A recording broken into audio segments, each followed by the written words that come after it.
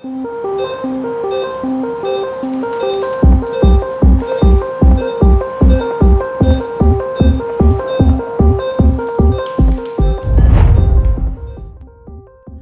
සුබ දවසක් හිතවතුනි. හිතන්න අනාගතයේ දවසක ඔබට හොඳටම උණගෙනෙනවා. නැත්තම් ඇඟට හරි අමාරුයි. ඔබ යන්නේ ස්පිරිතාලයකට. හැබැයි එතන ස්ටෙතස්කෝප් එකක් බෙල්ලේ දාගත්තු සුදු කබායක් ඇඳපු දොස්තර මහත්තයෙක් හෝ නෝන කෙනෙක් නෙවෙයි ඉන්නේ. ඒ වෙනුවට ඔබ පරීක්ෂා කරන්නේ තප්පරක් ගානකින්. ඔබේ මුළු ඇඟම ස්කෑන් කරලා ලෙඩේ කියන බෙහෙත් ලියන AI සිස්ටම් එකක්. මේක විද්‍යා ප්‍රබන්ධ කතාවක්, sci-fi movie එකක් නෙවෙයි. මේ දේ දැනටමත් ලෝකයේ ආරම්භ වෙලා ඉවරයි. ඔයාලා දන්නවද අපේ රටේ සමහරක් අය AI හරහා තමන්ගේම රෝගවලට තමන්ම ප්‍රතිකාර කරගන්නවා. ඒක නම් එච්චර හොඳ දෙයක් නෙවෙයි, අනුමත කරන්න බෑ. අද අපි කතා කරන්නේ AI තාක්ෂණය නිසා ඇත්තටම අනාගතයේදී වෛද්‍යවරු නැති ලෝකයක් බිහි වෙයිද නැත්නම් ඩොක්ටර්ස්ලා කරපු රක්ෂාව AI එක විසින් අත්පත් කරගනීද කියන එක ගැන. ඉතින් වීඩියෝ එකට යන්න කලින් මම ආරාධනා කරනවා අපේ channel එක subscribe කරන්න කියලා. ඉතින් හිතවතුනි අපි මුලින්ම බලමු දැනටමත් AI එක වෛද්‍ය ශාස්ත්‍රයේ කරන්නේ මොනවද කියලා. ඔබ දන්නවද දැනට ලෝකයේ තියෙන හොඳම AI මාදිලි වලට Artificial Intelligence Models වලට පුළුවන් X-ray, MRI scans, CT scans ඉතාම නිවැරදිව පරීක්ෂා කරන්න. සාමාන්‍ය වෛද්‍යවරයෙකුට විනාඩි 15ක් 20ක් යන වැඩක් AI එකට තප්පර දෙකෙන් කරන්න පුළුවන්. ඒ විතරක් නෙවෙයි, මනුෂ්‍ය ඇසට නොපෙනෙන ඉතාම කුඩා පිළිකා සෛල, cancer cells පවා AI එකට හඳුනා ගැනීමේ හැකියාව තියෙනවා. Google සමාගමේ MedPalm 2 කියන AI tool එකට වෛද්‍ය පරීක්ෂණවලින් medical licensing exams වලින් 85%කට වඩා වැඩි ලකුණු වරන් පාස් වෙන්න පුළුවන් වුණා. ඒ කියන්නේ වසර ගණනාවක් ඉගෙනගත්ත දොස්තර කෙනෙකුට වඩා දැනුමක් AI තාක්ෂණයට තියෙන්න පුළුවන්. ඊළඟ ප්‍රශ්නය තමයි AI එකට operations කරන්න, ශල්‍ය කර්ම කරන්න පුළුවන්ද කියන එක. පිළිතුර තමයි ඔව්. දැනටමත් Da Vinci වගේ AI තාක්ෂණයෙන් වැඩ කරන robot systems ලෝකේ පුරා සැත්කම් සඳහා, ශල්‍ය කර්ම සඳහා භාවිත කරනවා.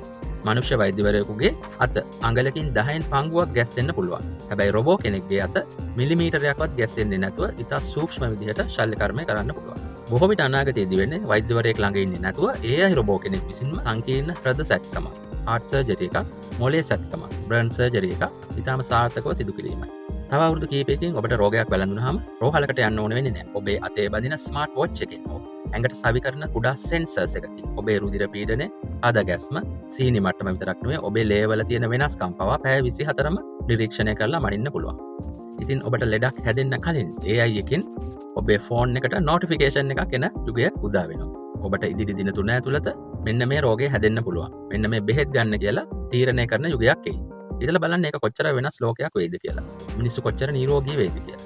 මෙතන තමයි වැදගත්ම ප්‍රශ්නේ තියෙන්නේ. එතකොට ඇත්තටම වෛද්‍යවරු ඕන වෙන්නේ නැද්ද? පිළිතුර තමයි නැහැ.